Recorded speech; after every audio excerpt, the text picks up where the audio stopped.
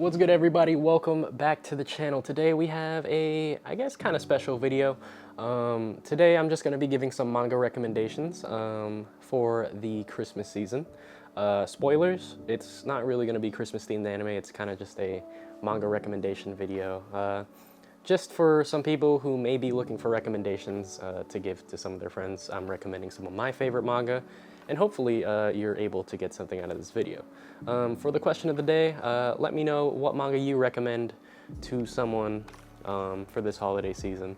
Pretty simple question, and let's just start with the recommendations. The first manga I would recommend is The Duke of Death and His Maid. The premise for the manga is pretty simple. Our main character, Bochan, gets cursed by a witch, which does not allow him to touch any living thing. However, his maid, Alice, who is deeply in love with him, both of them are deeply in love with each other. They basically go through the trials and tribulations of having to work around not being able to touch each other, even though, physical touch is very important in a relationship. And the funny thing about this manga is, while it has its serious moments, it's very lighthearted because Alice, our other main character, the maid, is very mischievous, and she's very teasing towards Bochan, and she does a lot of things to, scare him that she's gonna touch him, and, which would lead to her death. It sounds kind of dark, but it's pretty funny, and the teasing is very cute. There are also other characters as well, other supporting characters who we see get development throughout the story, and it's a pretty good manga. It's one of the easier reads, not a lot of serious moments, but there are those serious moments which I appreciate very much. But it's a very lighthearted read. The chapters are very short, and it's just a fun, lighthearted rom-com. So I would highly recommend The Duke of Death and His Maid. There are currently, I think, 3 or 4 volumes out in English, and it's getting a translation, so that's something to look forward to. And while, I would love to keep this video, on the lighthearted side, I gotta add some serious, more dark manga, and Goodnight Pun Pun is my next recommendation. It is a very, very serious manga. It's a very dark manga, and the premise is the main character, Pun Pun, is just a regular kid, and we see him grow up throughout his life. However, unfortunately, he's not in the best of circumstances, and we see throughout his life that he goes through some traumatic things, and we get to see how that affects him. And honestly, this manga is, it's not for everyone, but if you're into that dark, psychological, drama-filled, manga, this is definitely something that I think is a must-read. Seeing Pun Pun go through everything he does in the manga, and seeing the person that he becomes is honestly, it's amazing, but it's also very sad. And not a lot of manga, embrace the, the darkness and sadness that this manga does. So I would highly recommend Goodnight Pun Pun if you're into that kind of thing. If you're not, I would kind of stay away, because it gets pretty graphic throughout the manga. And the ending is one of the most melancholy endings I've seen in a manga. There are 8 omnibuses, I think, out, so if you want to collect them all physically, that is available.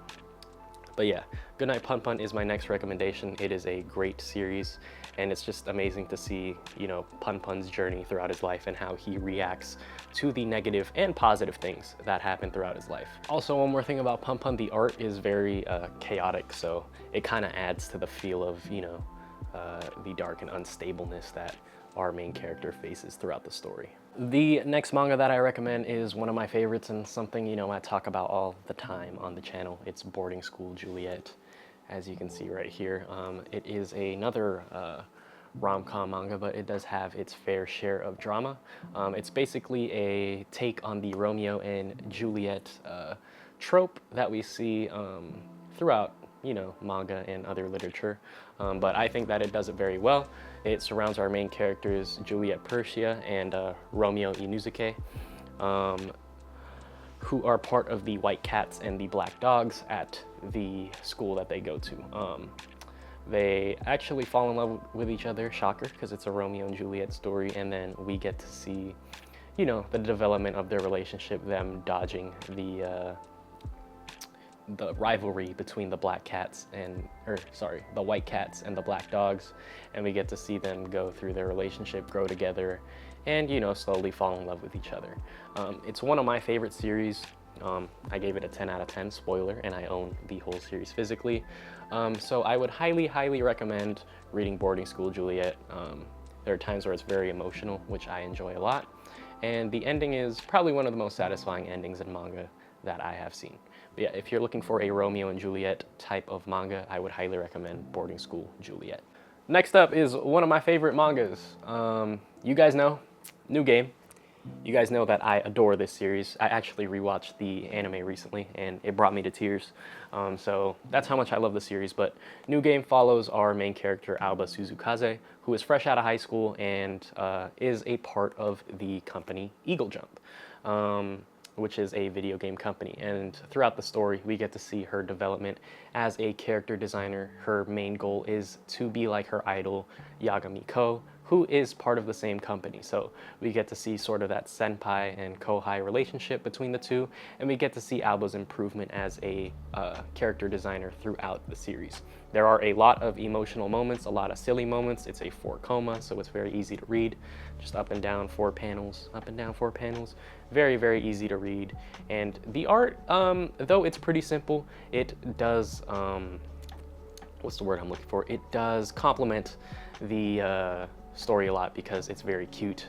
It's a cute girls doing cute things type of manga, so it's very laid back. It's a very chill read, and I would highly recommend it if you're someone who is aspiring to become something, because Aoba's journey as a character designer is very inspiring, and I would highly recommend it. There are 13 volumes out. That's the whole series, so if you want to collect it all in one go, like I have it all collected, I would highly recommend it. This is one of my favorites. I adore the series so much. And for the 5th manga, y'all knew this was coming. It's my favorite manga of all time. It's Blue Period. There are so many things that I have to say about this manga, but I want to keep it short. So when I first read it, I thought that it was just going to be an art manga, and it would just be about improving as an artist. However, it was so much more than that, and it slowly became my favorite manga of all time. The story follows our protagonist Yatsura Yaguchi, who is one of my favorite characters of all time, and it follows his journey through life, basically. At the start, he doesn't know what to do, and he discovers art and how he can, convey his feelings and emotions through that art, and we just see him improve as an artist throughout the manga. However, the real gem for me is that not only does he improve as an artist, but we get to see his struggles, his failures, his victories, his successes. We get to see everything, the good, the bad, and the ugly. And he doesn't only develop as an artist, but he also develops as a person. And we can see how his relationships with the people around him develop as well. We get to see his relationship with characters like Ryuji, Yotsuke, Maki, develop throughout the series. Those are just a couple characters. There are a bunch in the series, but everyone plays a purpose into, showing Yatsura not only better ways to be an artist, or he learns something from all these people, not only as an artist but also as a person, and I think that's just a beautiful thing about this manga. There are currently 11 volumes out, and I think over 50 chapters available to read, and these are pretty substantial reads, with each chapter being between 40 to 50 pages, and it's almost caught up with the Japanese release due to how slow the chapters come out, and I don't blame them, because Tsubasa sensei, she takes her time with it, and I appreciate it because the quality shows in each chapter. So if you're looking for a slice of life coming of age story through the medium of art, I would highly recommend Blue Period.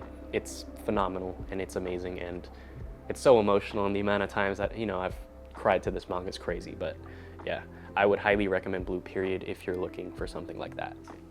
I was gonna keep this at 5 manga, but for those who are still here, I have a bonus manga for you. It's one of my favorites, Bloom Into You.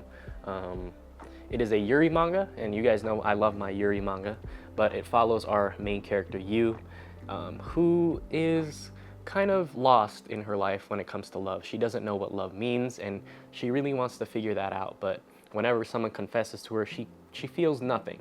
And it's something that she struggles with every day throughout the manga, and luckily her senpai Nanami finds comfort in you, and you know, they go through a whole relationship together. We get to see their growth in their relationship. We get to see Yu's growth as a person and seeing what her meaning of love is, as well as Nanami's. So I would definitely recommend Bloom Into You. It's only 8 volumes.